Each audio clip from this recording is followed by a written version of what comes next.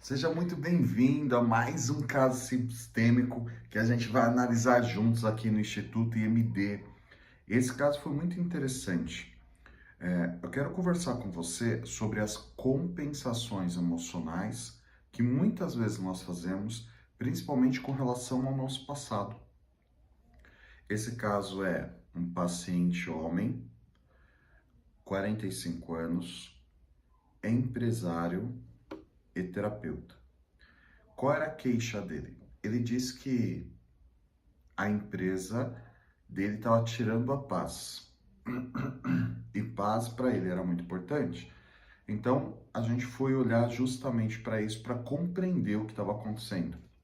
Então, primeiro elemento, ele posicionou com relação era ele, tá? Então, aqui é a frente do campo. Tudo que está nessa linha aqui para trás é passado, ok? Então ele se posicionou assim. A paz, ele posicionou aqui. A paz, ele posicionou justamente assim, ó. Aqui era ele criança, tá? Isso me chamou muita atenção, muita atenção. Eu pedi para ele posicionar a empresa e ele fez isso. Então, ele estava olhando supostamente para a paz estava supostamente olhando para a empresa, que para ele criança, e a empresa do lado dele, né? Mas do lado dele, dentro do personagem da criança, né? Dentro das lembranças da infância dele. Por que isso me chamou a atenção? E aí a gente tem uma ferramenta no Instituto, que é uma ferramenta para avaliar compensações. E aí eu fui avaliar as compensações que ele estava fazendo com relação ao passado. E olha que interessante, ele nasceu num lar com um pai alcoólatra, e tinha muitas brigas na família, tinha muitos problemas. E aí eu fui ver a compensação do passado. Então, o que era paz para ele? Isso é importante analisar. A paz para ele era, ele disse assim ainda, o Éder, é assim, ó, eu trabalho, mas quando as coisas começam a tirar minha paz, eu simplesmente não quero olhar celular, eu não atendo celular, não respondo WhatsApp, não faço nada.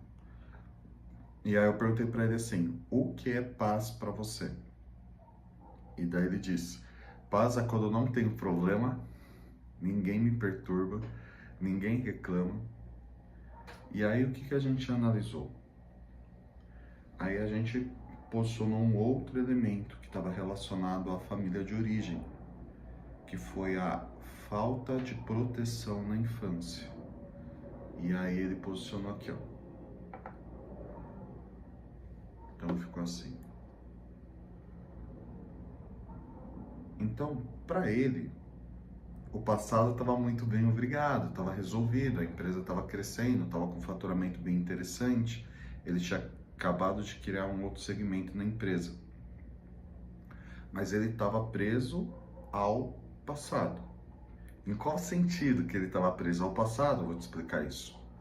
Então, ele, adulto, só olhava pro passado. Segundo ponto, tá? Ele tinha uma distorção do que era paz. Neste caso, a paz se transformava em fuga. Por qual motivo? Pela falta de proteção que ele passou na família de origem, e ele, na infância, desejava paz a todo custo, o que aconteceu?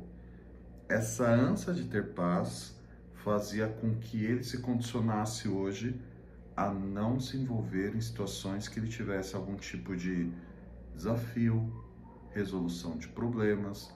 As pessoas iam até ele pedindo algum tipo de ajuda, resolução. Então, o que ele fazia nesse caso? Ele se fechava e ficava recluso, né? A gente usa até uma expressão, ficava evitante, ele evitava contato com as pessoas, evitava intimidade com as pessoas. Então ele ficava numa postura evitante. E aí, nesse caso, a ressignificação precisou ser feita aonde? Com pai e mãe, porque eram as duas figuras que não deram para ele ali a proteção.